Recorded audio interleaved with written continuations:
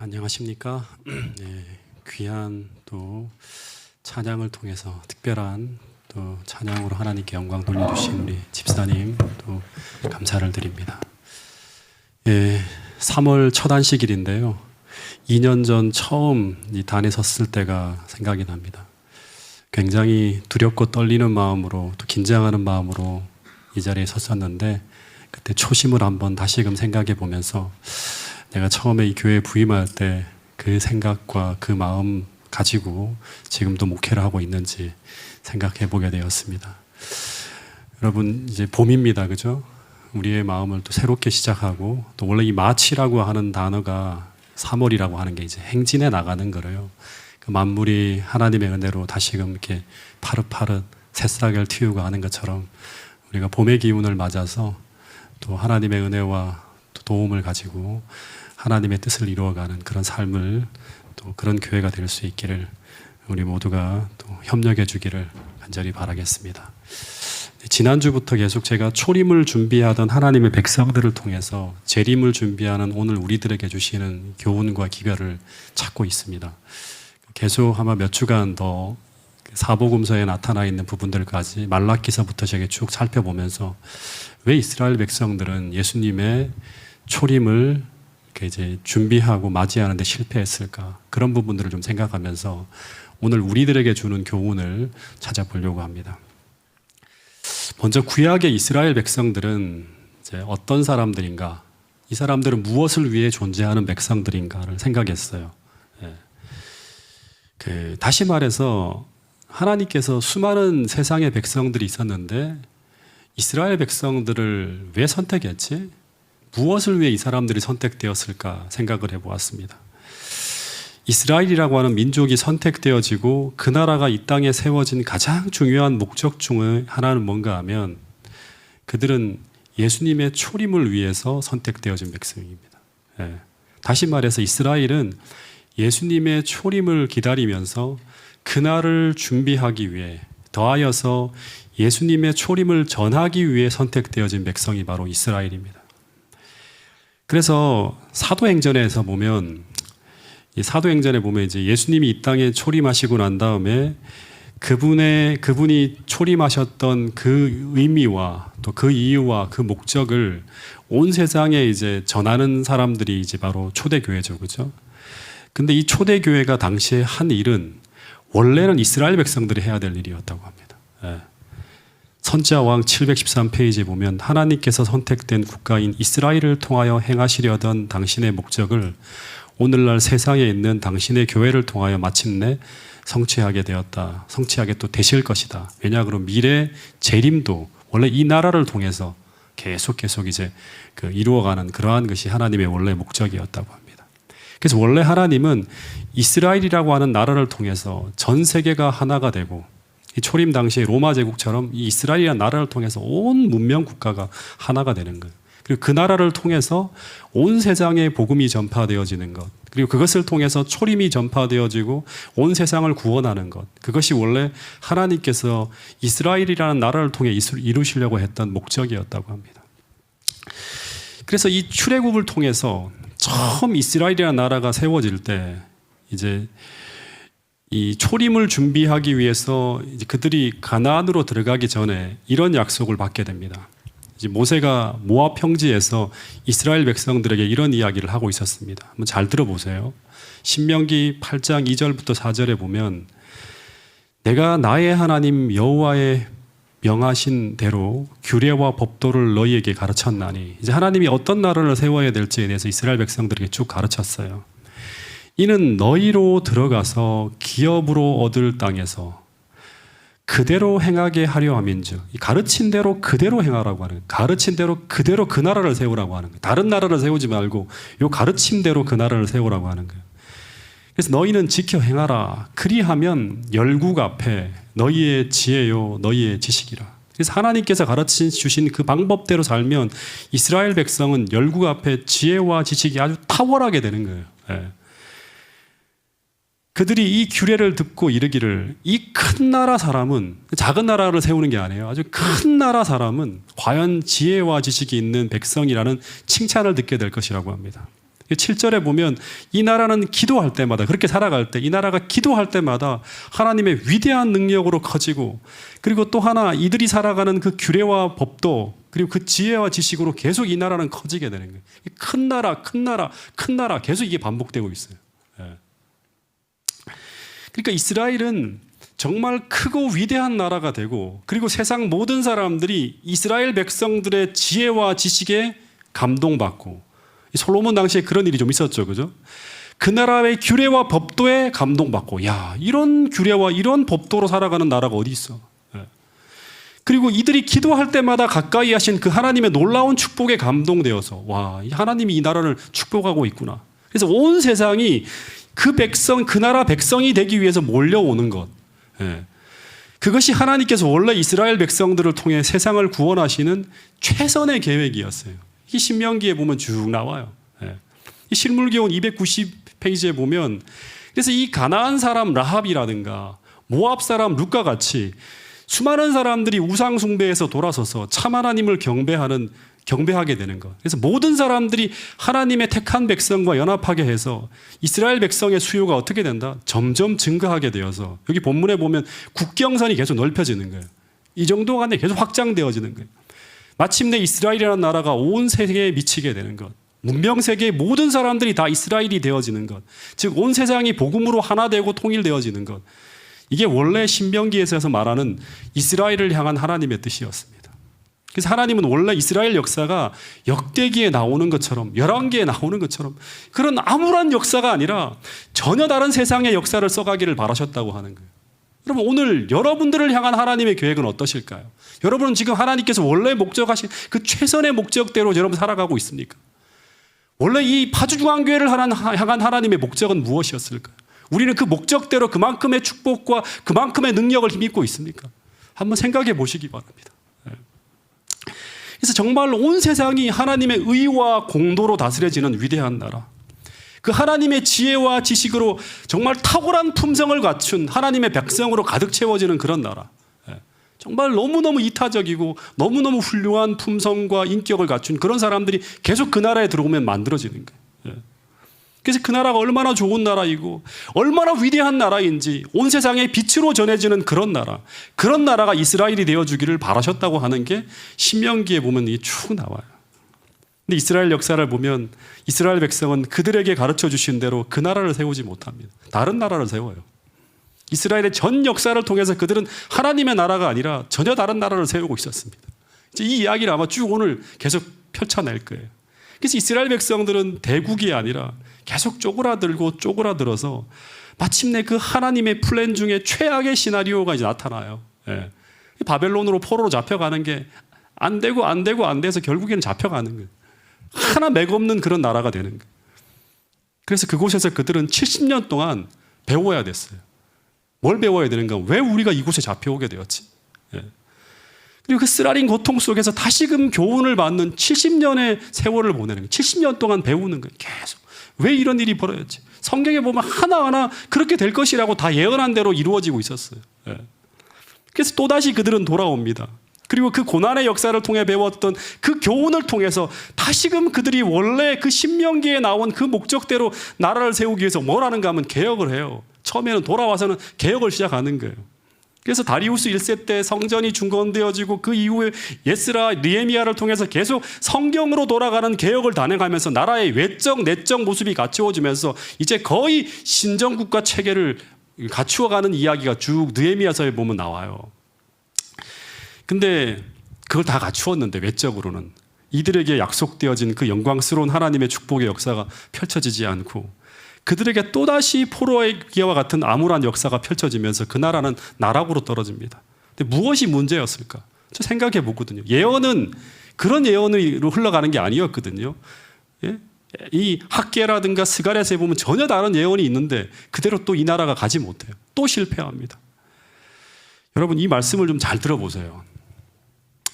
이스라엘 백성들은 바벨론의 포로가 됨으로 인해 새긴 우상들을 숭배하는 습관이 효과적으로 고쳐졌다. 우상을 다 버렸어요. 그러니까 외적인 문제는 다 돌이킵니다. 그들이 돌아온 후에 그들에게 주신 신앙적 교훈과 율법책에 기록된 말씀을 연구하는 일에 이들이 또 크게 유의해요. 그래서 에스라 시대에 막 말씀의 부흥이 일어나서 처음엔 조금 부흥되는 듯한 일이 벌어지죠. 성경 말씀에도 관심을 갖기 시작하면서 회당도 지어지고 성경 연구도 열심히 합니다. 오늘 우리 교회처럼 그런 일이 벌어지고 있어요. 조금 부흥이 되는 듯한 그런 모습이 나타나요. 성전이 복구됨으로 인해 그들은 성소 의식을 충분히 수행할 수 있었다. 성소에서 제사를 지내는 것도 이제 다 회복합니다. 오늘날로 말하면 가정 예배도 잘 드리고 안식일날 꼬박꼬박 예배에도 참석해요. 빠짐없이. 근데 그 다음에 내용에 보면 이런 얘기가 나옵니다. 그들은 치명적인 근시안 때문에, 근시안이라고 하는 건 뭐냐 그러면 당장의 앞의 것만을 보는 거예요. 성경 말씀의 먼 미래까지를 못 보는 거예요. 무수한 군중에게 치료와 영적 생명을 가져다 줘야 될 것을 이기적으로 이들은 횡령하였다고 하는 거예요. 원래 하나님이 계획하신 대로 살지 못해요. 이 말이 어떤 말인가 하면 이 치명적인 근시안 때문에 당장에 유익하고 당장에 달콤한 것만을 생각해서 그들은 세상에 나누어져야 할 축복을 나누어 주지 않고 있었다고 하는 거예요. 근데 이런 패턴의 이야기가 선지자 왕 시대 소망에 수도 없이 반복되어집니다. 바벨론 포수로 말미암아 이스라엘 백성들은 새긴 우상들을 숭배하는 일에 효과적으로 취재되었다. 계속 반복되어요. 뒤이은 수백 년 동안 그들은 이방 대적들의 압제로 고통을 당했다. 마침내 그들은 번영이 하나님의 율법에 순종하는 데 있다는 확신을 갖기에 이르렀다. 공부해보니까 70년 동안 이렇게 쭉 공부해보니까 그들의 번영이 하나님의 율법에 순종하는 데 달려있다고 하는 걸 확신에 이르게 되었다고 해요. 근데 대부분 개혁이 여기서 멈춥니다. 왜 개혁이 여기서 멈추는가 하면 이 말씀이 우리 속까지 파고들어서 마음을 개혁하고 우리의 의식까지 개혁하는 데는 실패합니다. 그러니까 행위만을 개혁하는 데 미치고 끝나요. 그 이유는 뭔가 하면 그들은 번영만을 생각하고 있었기 때문이에요.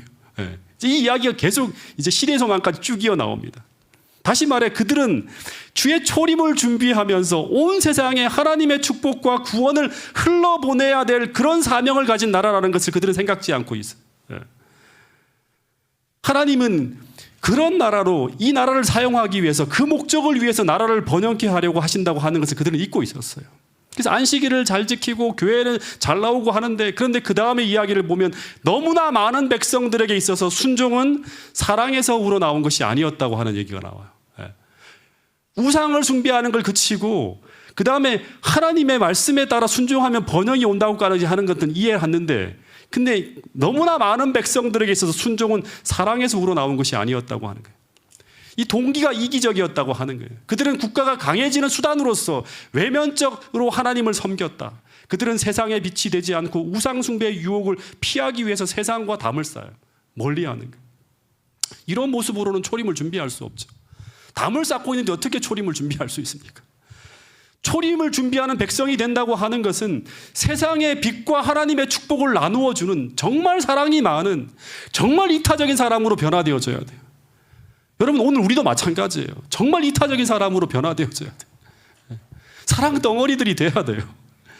근데 정반대로 이들은 하나님께서 이방 사람들에게 인자하심을 베풀지 않을까 하여서 여기 본문에 보면 시기하기까지 하였다고 하는 거예요. 여러분 마지막 때 초림 당시에 주의 복음을 전하는 사람들을 보면 세상 사람들을 위해 죽는 거예요. 복음을 전하기 위해 나눠 죽는 거예요. 그런 사람으로 예수님과 같은 사람으로 다 변화되어졌어요. 예. 여러분 그래서 이 벽을 허물지 않으면 이 이기적이고 탐욕스러운 이 담을 뛰어넘지 못하면 축복이 흘러가는 것을 막고 있는 이 죄악을 개혁하지 못하면 우리는 축복의 사람이 되는데 실패한다고 하는 거예요. 예. 왜냐하면 이스라엘이라는 나라는 세상에 하늘의 축복을 나누어 주는 허브예요. 허브. 다시 말하면 하늘의 축복이 흘러가는 플랫폼 같은 나라가 되어야 돼요. 축복이 이 나라를 통해서 쫙 부어주면 이 나라가 세상에 다 나누어 주는 거예요. 예. 아브라함에게 원래 하나님이 축복의 사람이 되라고 하는 개념은 그런 개념이었어요. 그래서 그들은 무엇보다도 굉장히 이타적이고 선하고 동정심이 흘러넘치는 그런 사랑의 사람이 되어야 했다고 하는 거예요.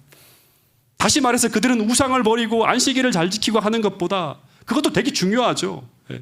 먼저는 그들의 마음이 예수님과 같은 마음으로 닮아가야 됐어요. 왜냐하면 신명기를 보면 하나님은 이스라엘 백성들에게 진짜 제가 또 읽어보고 하는데 엄청난 축복을 부어주려 하셨어요. 여러분 선지자 왕 이야기를 보면 하나님이 너무나 안타까운 마음으로 이들이 축복의 통로가 되지 못하는 것을 보면서 굉장히 가슴 아파하는 이야기가 계속 나옵니다. 여러분, 하나님께서 엄청난 축복을 이스라엘 백성들에게 부어주려고 하셨는데, 근데 그 축복은 그 나라만을 위한 것이 아니었다고 하는 거예요. 이게 정말 중요해요. 다시 말해, 그 축복은 그 나라에게만 멈추는 것이 아니라 그 한 민족을 통해서 온 세상에 흘러나가서 그 한 민족을 축복함으로 말미암아 온 세상이 복되게 하고, 그리고 그 한 나라를 축복하심으로 말미암아 온 세상을 치유하고 구원하는 그런 백성, 그런 교회, 그런 나라가 바로 이스라엘이라는 나라가 되기를 소망하셨다고 하는 이야기가 나옵니다. 근데 여러분, 당시부터 시작해서 예수님의 초림 당시까지 대부분의 하나님 백성이라고 하는 사람들이 이 하나님의 축복을 멈추게 하는 이 편협하고 이기적이고 탐욕적이고 세속적인 이 악한 마음을 그 마음에서 개혁해내지 못했다고 하는 이야기가 구약의 이스라엘 백성들의 역사예요. 마찬가지예요. 오늘 하나님은 우리 교회가 마지막 남은 교회잖아요.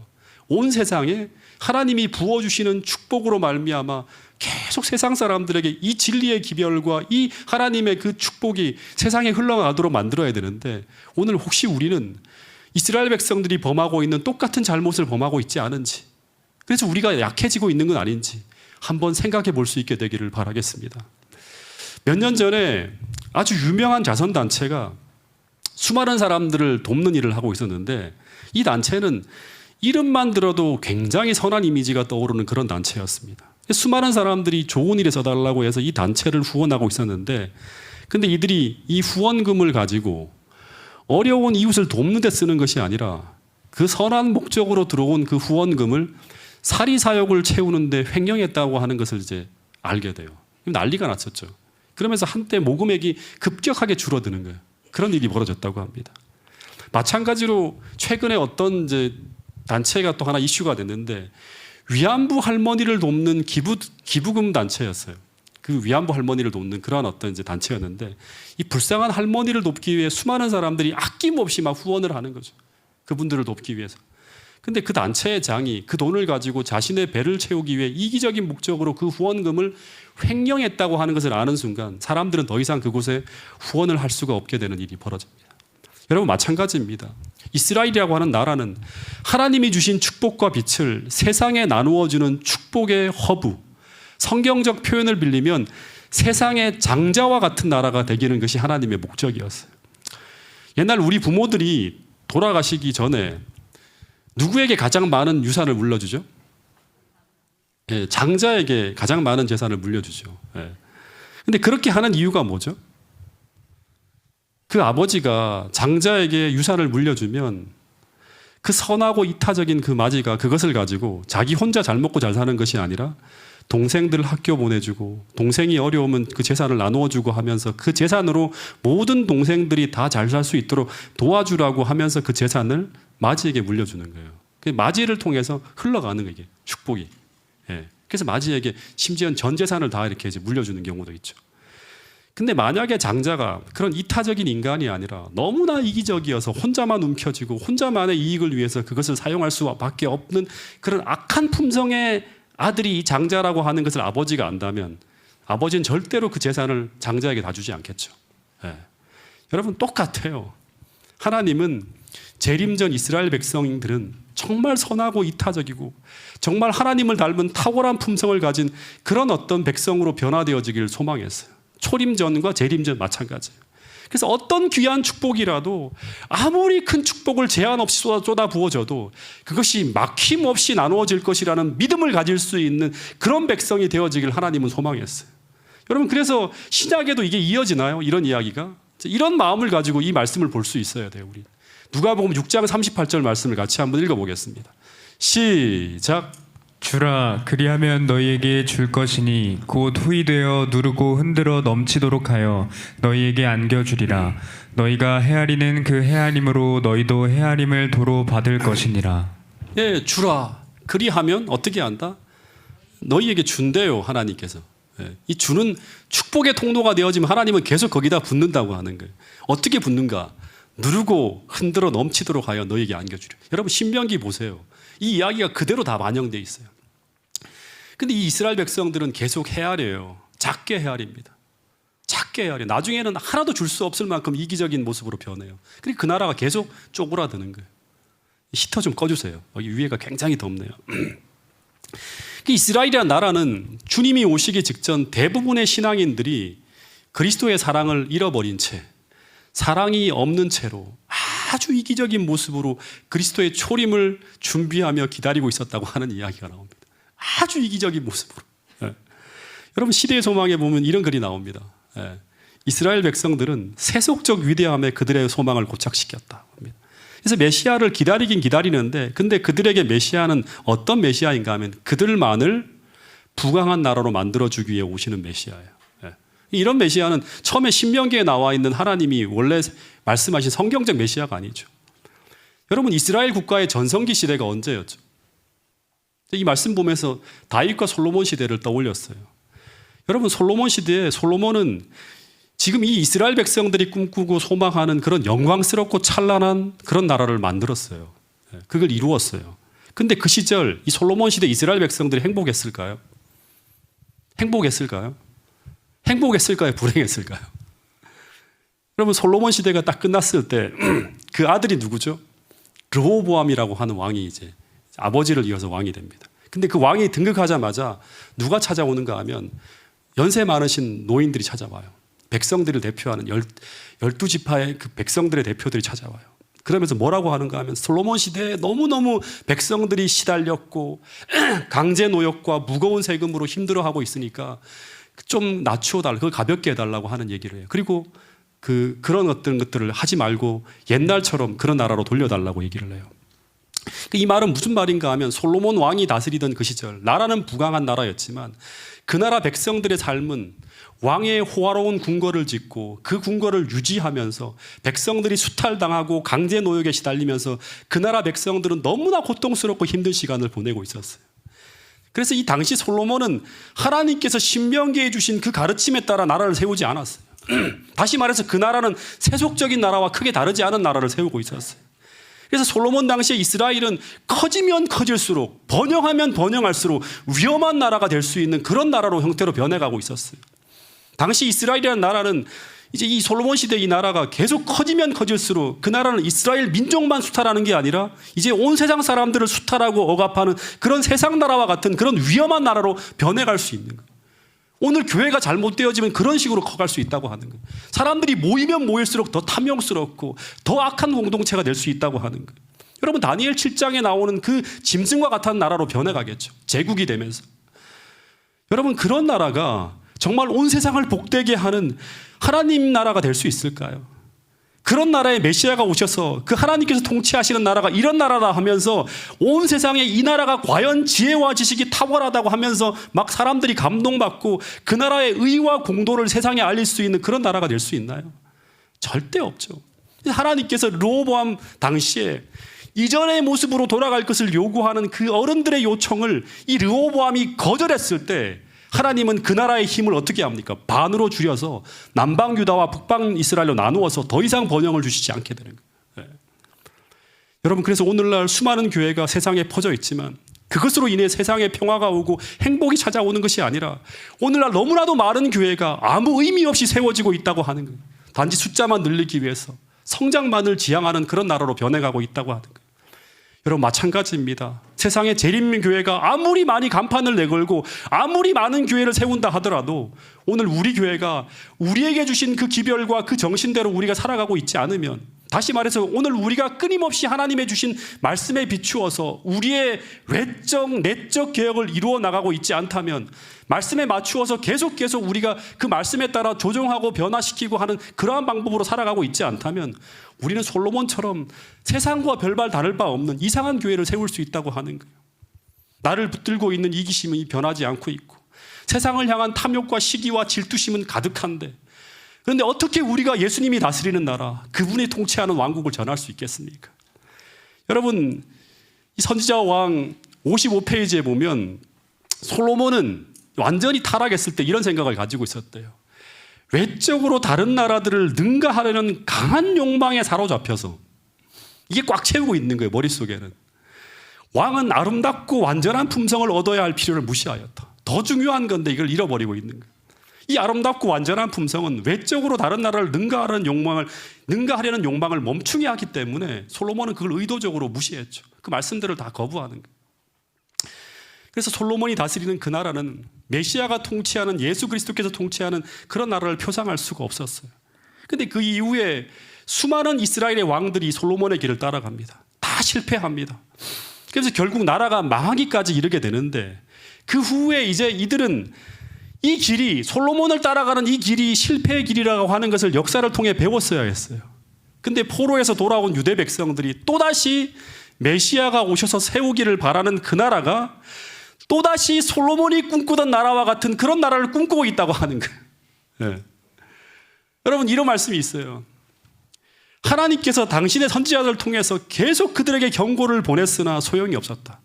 그러니까 속이 안 변하니까 안 돌아가는 거예요. 그들은 이방의 압제로 징계를 받았으나 그것도 무익하였다. 배워서 돌아와야 되는데 안 되는 거예요. 개혁이 있을 때마다 더 큰 배도가 그 뒤를 따랐다. 이 시대소망 28페이지에 있는 말씀. 그래서 하나님이 당시 수많은 선지자를 통해서 계속 개혁을 요청하는 기별을 보내고 있는데 계속 돌아오라고 하는 얘기. 돌아오라고 하는 거예요. 근데 이 말은 우상을 버리고 안식일을 신실하게 지키는 외적 개혁만이 아니라 그 이기적이고 세상적이고 육적인 그 마음을 버리고 하나님이 주시고자 하시는 그 새로운 마음을 받아서 참되게 돌아오는 개혁을 요청하고 있는 거예요. 여러분, 이 마음이 개혁되어져야 하나님이 꿈꾸고 소망하는 그 하나님 나라를 세우는 일에 우리가 하나님과 협력할 수가 있어요. 네.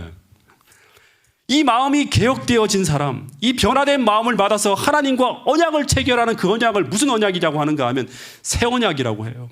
그래서 이 새 언약으로 하나님과 한 마음이 된 사람들이 메시아 왕국을 그리스도와 함께 세울 사람들로서 이제 신약에 나타나게 되는 거예요. 여러분, 이 말씀으로 한번 제가 지금까지 했던 말들을 잘 생각하면서 한번 읽어보세요. 예레미야 31장 31절 33절 말씀이에요. 같이 읽어보겠습니다. 시작. 여호와의 말씀이니라. 보라, 날이 이르리니 내가 이스라엘 집과 유다 집에 새 언약을 맺으리라. 이 언약은 내가 그들의 조상들의 손을 잡고 애굽 땅에서 인도하여 내던 날에 맺은 것과 같이 아니할 것은 내가 그들의 남편이 되었어도 그들이 내 언약을 깨뜨렸음이라. 여호와의 말씀이니라. 그러나 그날 후에 내가 이스라엘 집과 맺을 언약은 이러하니 곧 내가 나의 법을 그들의 속에 두며 그들의 마음에 기록하여 나는 그들의 하나님이 되고 그들은 내 백성이 될 것이라. 여호와의 말씀이니라. 그러니까 하나님께서 이스라엘 백성들이 하나님과의 언약을 깨고 난 다음에 새로운 언약을 포로기 돌아와서 이제 맺을 거라고 하는 걸 예레미야를 통해 말씀하고 있는 거예요. 근데 그날 이후에 포로기에 돌아와서 내가 이스라엘 집과 맺을 언약은 이러한데 그것은 나의 법을 어디에 둔다? 안식일만 지키고 우상숭배만 버리는 것만 개혁하는 게 아니라 어디에 기록한다? 예, 마음에 기록하여서 나는 그들의 하나님이 되고 그들은 내 백성이 될 것이라고 하는. 그러니까 새 언약은 우상숭배의 형식이나 안식일만을 지키는 사람들이 아니라 행위로 언약을 체결하는 것이 아니라 하나님의 율법이 그 사람의 마음에 기록되어져 체결하는 형식으로 체결되어질 것이라고 하는 거예요. 근데 예레미야만이 아니라 동시대 선지자였던 에스겔도 이 새 언약을 이야기하고 있어요. 에스겔 36장 24절부터 28절에 보면 내가 너희를 여러 나라 가운데 인도하여 내고 여러 민족 가운데 모아 데리고 고국 땅으로 들어가서 포로로 있던 데서 다시 돌아오면 내가 맑은 물로 너희에게 뿌리고 너희를 정결하게 하되 곧 더러운 것에서 모든 우상 숭배에서 너희를 정결케 할 것이며 또 새 영을 너희 속에 두고 새 마음을 이란 말이에요. 새 마음을 너희에게 주되 너희 육신에서 굳은 마음을 제거하고 부드러운 마음을 줄 것이며 또 내 영을 너희 속에 두어서 너희로 율례를 행하게 하는 그러한 언약을 체결해서 내가 너희 조상들에게 준 땅에서 너희가 거주하면서 내 백성이 되고 나는 너희 하나님이 되는 이런 언약이 다시 체결되어지는 거예요. 그 당시 유대 백성들은 이런 마음을 받아야 돼요. 그러니까 이런 생각과 사상까지를 개혁해야지만 되는데 근데 이게 개혁되지 않은 상태로 주님께서 초림하실 때까지 이어졌다고 하는 거예요. 개혁이 안 되는 거예요. 예. 그래서 이 주님이 오실 당시에 이제 이스라엘 백성들이 개혁을 하지 못해요. 이 마음이. 그래서 어떤 문제가 생기게 되는가 하면 이런 문제가 생겨요. 잘 보세요.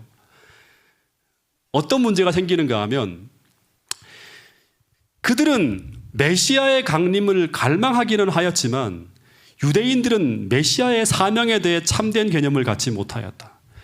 그들은 죄로부터의 구속이 아니라 로마로부터의 해방을 얻으려고 했었다.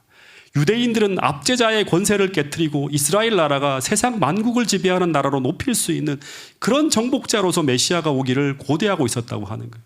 다시 말하면 유대인들이 꿈꾸는 메시아 왕국은 한마디로 말하면 솔로몬 왕국과 같은 제국을 다시금 건설하는 거예요. 다시 말해서 로마와 똑같은 제국. 그래서 이스라엘이 로마를 뒤엎고 로마를 대신해서 온 세상을 지배하는 그런 나라를 꿈꾸고 있었다고 하는 거예요. 그러니까 하나님이 생각하는 그런 나라와 당시 이스라엘 백성들이 세우려고 하는 나라가 다른 나라예요. 다른 나라.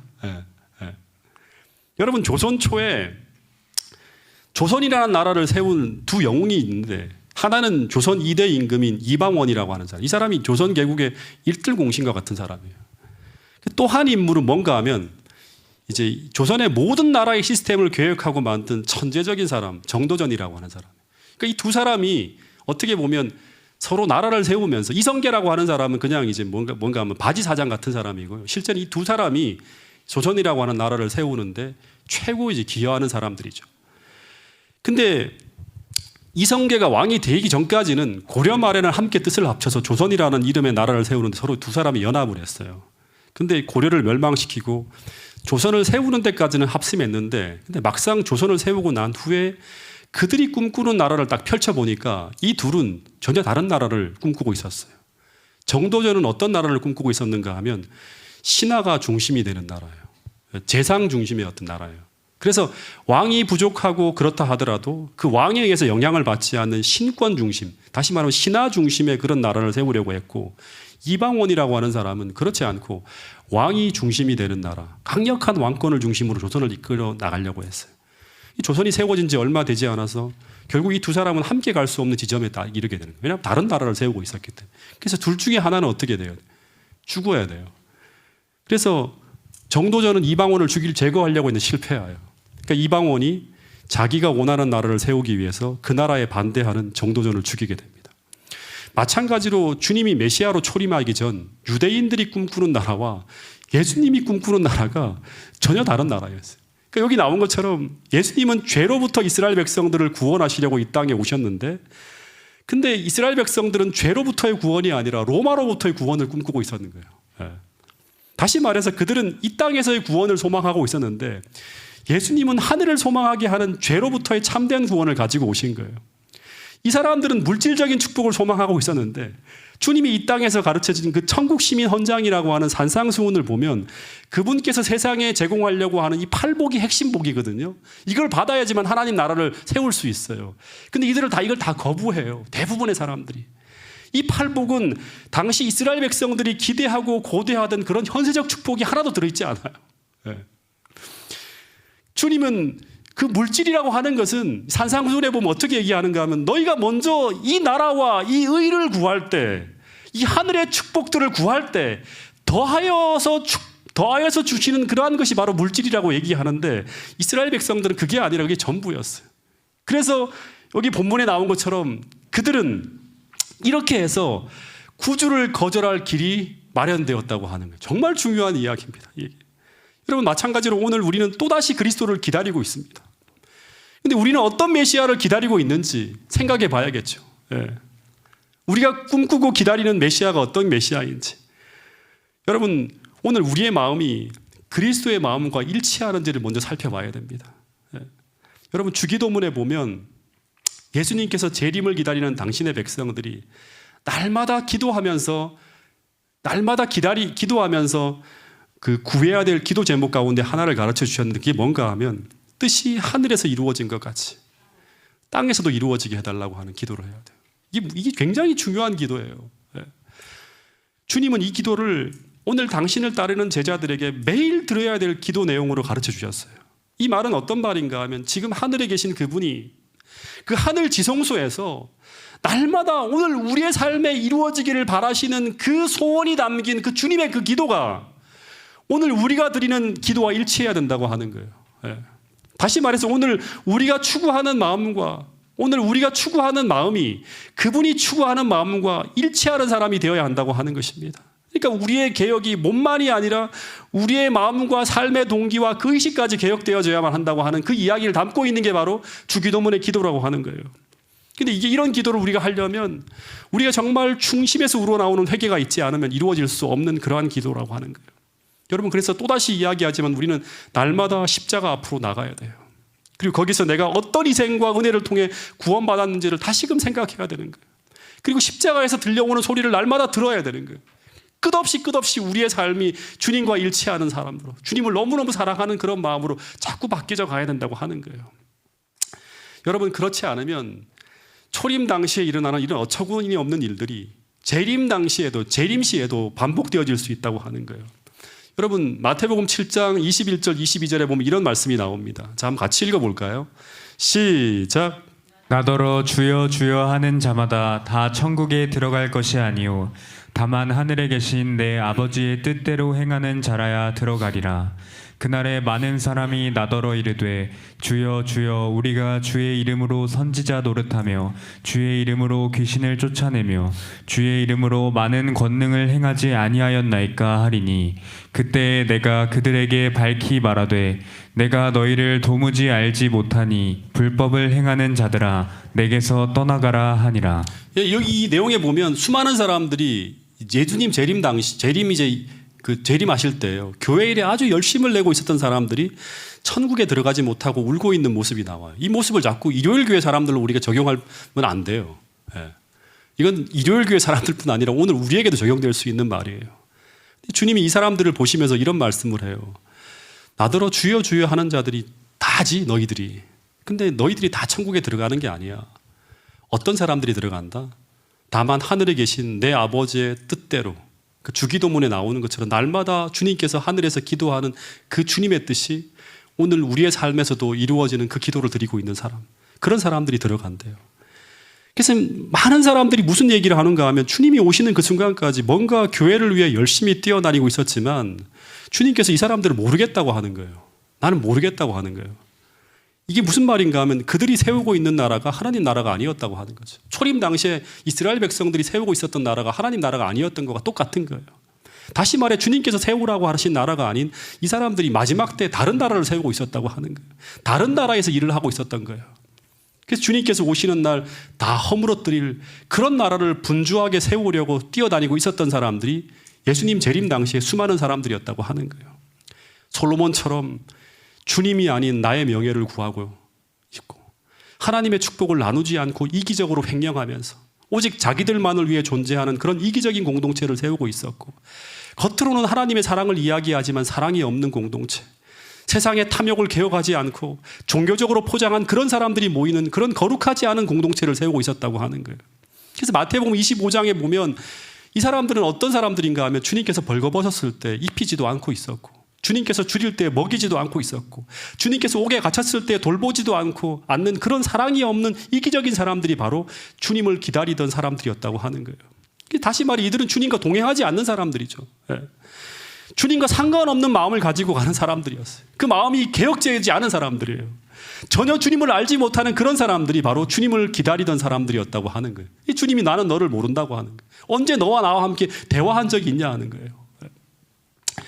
여러분, 주님께서 주기도문을 통해서 우리에게 날마다 매일같이 기도해야 될 기도 제목 중에 하나가 뭔가 하면 하나님 나라가 임하기를 소망하는 기도를 드리라고 합니다. 여러분, 이 기도를 드리려면 우리는 하나님 나라가 어떤 나라인지를 알아야 돼요. 다시 말해서 그 나라가 내 마음에 세워져야 되는 거예요. 다시 말해서 우리가 진실하게 기도하고 회개하고 회심해서 그 하나님 나라에 들어가지 않으면, 그래서 그 은혜의 왕국이 우리 마음에 임하지 않으면 우리는 절대 하나님 나라를 구하지 않고 다른 나라를 구하게 돼요. 그래서 주님께서 요한복음 3장에 그런 말씀을 하셨잖아요. 너가 정말 거듭나지 않으면, 이 거듭난다고 하는 건 새 언약으로 들어가는 거예요. 그 하나님께서 원래 이스라엘 백성들에게 새겨주고 싶어하는 그 새 언약, 그 하나님의 마음을 그들의 마음속에 담는 그 율법을 새기는 게 바로 거듭나는 거죠. 거듭나지 않으면 하나님 나라를 볼 수도 없고 들어갈 수도 없다고 하는 거예요. 여러분, 그래서 그 하나님 나라에 들어가지 않으면, 그 은혜의 왕국이 우리 마음에 임하지 않으면 우리는 하나님 나라를 구하지 않고 다른 나라를 구하는 거예요. 여러분, 초림 때 보면 이런 똑같은 일이 벌어집니다. 마리아와 요셉이 이제 예수님이 태어날 당시에 이제 이 예수님이 태어나는 날 그들이 베들레헴으로 올라가죠. 근데 이 베들레헴은 어떤 곳인가 하면 정말 왕족과 귀족들이 사는 아주 부촌 마을이에요. 예. 예루살렘 바로 근처에 있는 왕족과 귀족들이 사는 대저택에 있는 그런 마을이에요. 근데 이 베들레헴의 각 가정이 이제 이 호정령이 내리는 바람에 빈 방이 없을 만큼 다 채워져 갖고 예수님의 부모가 묵을 방이 없었어요. 근데 예수님이 태어날 때 예수님이 그 부유한 저택에 있는 그 마을의 어느 한 집에서 태어나는 것이 아니라 그 부촌 그 베들레헴의 어디에서 태어난다? 한 마국간에서, 그리고 마국간 중에서도 구유에 태어납니다. 근데 이것은 당시 유대인들이 예수님을 거절하는 것을 상징적으로 보여주는 것이에요. 뭐 예수님인지 알았나? 그 초라한 사람이 예수님인지 어떻게 알아 우리가? 그러니까 거절했지. 이렇게 생각하면 큰 오산입니다. 초림 당시에 유대 땅 베들레헴의 집들은 당시 대목이었죠. 예, 근데 오늘날과 같은 숙박업소가 많지 않았기 때문에 대부분의 사람들은 가정집에 들어가서 같이 기거합니다. 돈을 내고 들어가서. 예. 근데 엄청나게 많은 사람들이 호적을 하러 그것에 몰려들었기 때문에 그래서 예수님의 부모들이 방을 구할 수 없었는데 예수님의 부모가 방을 구할 수 없었던 더 결정적인 이유는 뭔가 하면 그들의 행색이 너무나 초라하고 가난하게 보였기 때문에 이 사람들에게 방을 내주더라도 이 큰 돈을 지불할 것 같지 않은 거예요. 그래서 방이 다 없는 거예요. 만약에 돈을 엄청나게 많이 준다고 하면 그들은 선뜻해서 다른 방을 만들어줬을지도 몰라요. 그래서 근데 지금 문제는 뭔가 하면 예수님의 어머니 마리아가 뭐를 겪고 있다? 산통을 겪고 있어요. 그래서 밖에서 아이를 낳으면 큰일 나요. 그래서 동정심이 있다면 이 사람들이 진짜 처음에 얘가 얘기했던 것처럼 이타적인 사랑으로 정말 새언약의 그 백성들이라 그러면 주님의 마음을 가지고 있었던 사람이라고 하면 절대 이 사람들을 밖에다 마구간에 재우면 안 돼요. 그러니까 이 사람들이 얼마나 이기적이고 얼마나 나쁜 사람들인지를 보여주는 거예요. 거기에서 아이를 낳으면 죽을 수 있어요. 산모도 죽고 아이도 죽을 수 있는 그런 상황이에요. 네. 근데 여러분 이 사람들이 메시아가 태어나기를 1000년 동안 고대한 민족이었다고 하는 거예요. 정말 놀라운 일이죠. 근데 당시 이들은 이런 모습으로 베들레헴에 찾아오신 예수님을 영접하기 위해서는 이들은 어떤 마음을 가지고 있어야 하는가를 우리에게 보여주는 굉장히 귀중한 이야기가 예수님의 탄생 이야기예요. 이 사람들이 예수님을 영접하기 위해서는 이 사람들은 예수님과 같은 마음을 가지고 있어야만 그 당시에 그런 모습으로 오신 예수님을 영접할 수 있었어요. 근데 그들의 마음 속에는 예수님이 주시고자 하는 그 마음이 전혀 담겨 있지 않았어요. 다시 말하면 그들은 전부 다 그 온 동네를 찾아다녀도 그 한 사람도 이 새 언약의 백성들, 즉 다시 말하면 주님께서 성령을 통해서 그들 마음속에 하나님의 품성과 사랑을 기록해 주는 그 사람이 없었다고 하는 것이고, 또 한편으로는 그들의 마음속에는 에스겔서에 말하는 것처럼 주님께서 넣어주시고자 하시는 그 마음을 바꿔서 그 나라를 예수님의 초림을 준비하며 살아가는 사람들이 아무도 없었다는 걸 그대로 보여주는 게 바로 뭔가 하면 이 예수님의 초림 이야기예요. 그 심판의 이야기죠. 여러분 오늘 우리도 마찬가지죠. 정말 우리의 마음속에 예수님께서 우리에게 담아주시고자 하시는 그런 마음이 없다면 똑같은 일이 마지막 때도 반복되어질 수 있다고 하는 걸 우린 기록해야 돼요. 여러분 이런 말씀이 있습니다. 시대소망 27페이지에 보면 유대인들은 1000년 이상 구주의 오심을 기다렸다고 하는데, 근데 이 사건에 그들이 가장 빛나는 소망을 두고 있었다고 해요. 그래서 오늘날 재림교회 안에서 매 안식일마다 내 주님 오시리라고 하는 찬양을 부르는 것처럼 늘 예배 때마다 그분을 노래하면서 그들을 기다렸다고 해요. 근데 그럼에도 불구하고 그들은 예수님이 오셨을 때 알지 못했다고 합니다. 왜 알지 못했는가? 시대의 소망 44페이지 보면 이런 기록이 있습니다. 유대 나라의 제사장과 교사들은 각 시대를 통하여 가장 큰 사건이 이제 곧 일어나려고 한다는 것을 알지 못하였다. 첫 번째예요. 근데 그 이유가 무엇인가가 더 중요하겠죠. 왜 알지 못하였는가? 1000년 동안 기다렸는데 그 이유는 이기심과 세상에 몰두한 심령들은 온 하늘을 진동시킨 기쁨에 아무런 감동을 느끼지 못했다고 하는 거예요. 보이지 않는 분을 보고자 갈망하는 사람은 누구였다? 극소수였다. 주님을 기다린다고 의식 때 맨날 노래하고 찬양하고 하는데 그분을 정말 이 보이지 않는 분을 보고자 갈망하는 사람은 진짜 극소수였다고 하는 거예요. 이러한 자들에게 하늘의 천사들이 어떻게 되었다? 보내심을 받았다. 이게 정말 중요해요. 이런 사람들만을 찾아갔다고 하는 거예요. 다시 말하면 새 언약 백성들만을 찾아가는 거예요.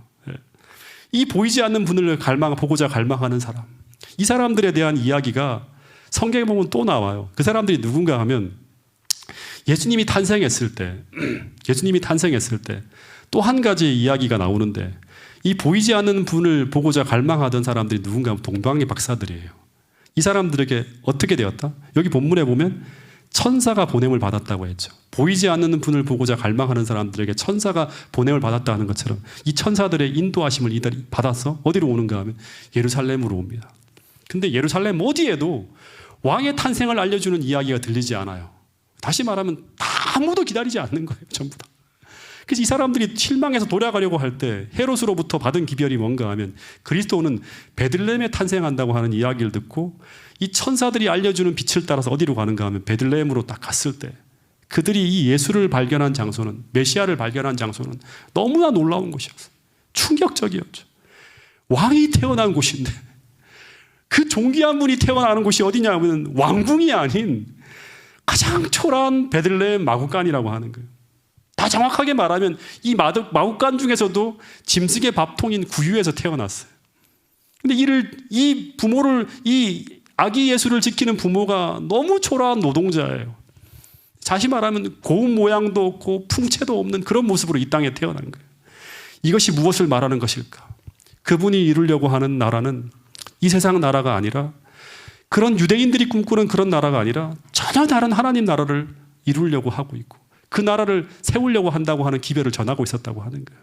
그래서 당시에 그들이 메시아를 발견하려면, 그 메시아를 만나려면 화려한 왕궁이 아니라 마구간으로 내려갈 만큼 스스로를 낮춰야 되고 그들의 탐욕적 시각과 마음이 하나님께서 바라시고 원하시는 마음으로 개혁되어져야 한다는 것을 이야기하고 있는 그 기별이 바로 뭐냐면 예수님 탄생에 담겨있는 이야기들이에요. 그 극소수의 사람들에게, 그 마음을 개혁하고 주님이 원하시는 대로 살고자 몸부림치고 있는 그 사람들에게 천사가 보내심을 받았다고 하는 이 이야기는 오늘 우리에게 너무나 중요한 교훈을 주고 있어요. 오늘 우리에게 그런 갈망이 없다면, 오늘 우리의 마음속까지 개혁하려고 하지 않는다면, 단순히 교회에 나와서 예배만 드리고 돌아가는 것으로 만족하고 있다면, 우리의 마음속에 정말 탐욕적인 마음과 세상적인 마음과 주님께서 그 율법을 통해서 우리의 마음에 기록하고자 하는 그 새 언약을 우리 마음속에 담지 못하고 있다면, 오늘 우리는 다른 나라를 세우고 있고 다른 쪽에 관심을 두고 교회를 다니고 있는 그런 어리석은 유대인들과 똑같은 길을 밟아갈 수 있다고 하는 것입니다. 여러분, 왜 유대인들이 1000년 동안 주님을 기다렸는데 왜 주님이 오셨을 때 주님을 영접하는 데 실패했을까? 왜 그들은 주님을 알아보는 데 실패했을까? 여러분, 고민해야 됩니다. 생각해야 돼요.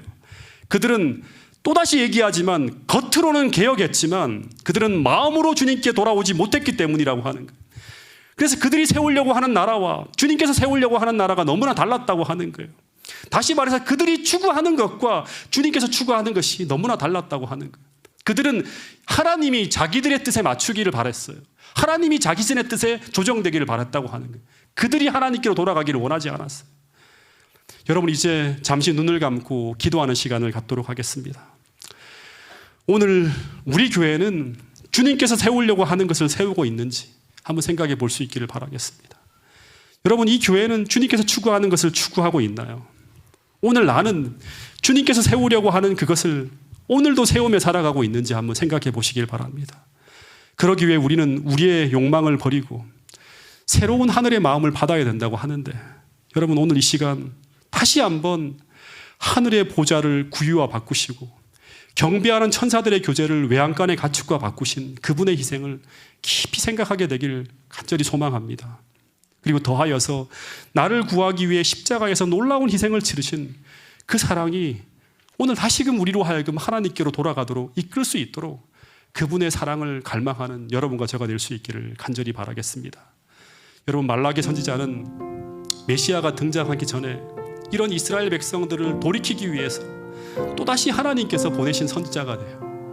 여러분, 하나님은 마지막까지도 이스라엘 백성들을 돌이키기 위해서 선지자를 보냅니다. 근데 이 선지자가 엘리야의 심령과 능력으로 그분의 오실 길을 예비하는 일을 하게 된다고 하는데, 그 길은 바로 뭔가 하면 이스라엘 백성들의 마음이 정말 그리스도의 마음으로, 주님을 정말 사랑하는 마음으로 개혁되어지고 진심으로 주님께 돌아오게 해서 그 사람들로 하여금 예수님의 초림을 맞이하게 하는 일을 벌어지게 하기 위해서 그 천사가, 아니 그 선지자가 다시금 나타난다고 하는 거예요. 여러분, 그렇게 해야지만, 그 마음이 변해야지만 그분과 함께 은혜의 왕국으로 들어가게 되고, 그리고 그 은혜의 왕국을 통해서 하나님의 나라를 건설하는 일에 함께 동참하게 될 수 있게 된다고 합니다. 여러분, 오늘 재림을 기다리며 준비하는 우리의 마음이 먼저 주님의 마음과 정말 일치될 수 있도록, 그분의 마음과 정말 같아질 수 있도록 다시금 이 시간 머리 숙여서 우리 모두가 함께 기도하는 시간을 갖게 될 수 있기를 바라겠습니다. 바울처럼 그 십자가의 사랑으로 온전히 우리의 마음이 기경되어져서 그분의 마음과 그분의 생각으로 그분과 온전히 연합해서 그분의 나라를 오늘도 세워가는 그런 사람이 될 수 있도록 이 시간 간절히 짧은 시간이지만 기도하는 시간을 갖게 되기를 바라겠습니다. 함께 기도하겠습니다.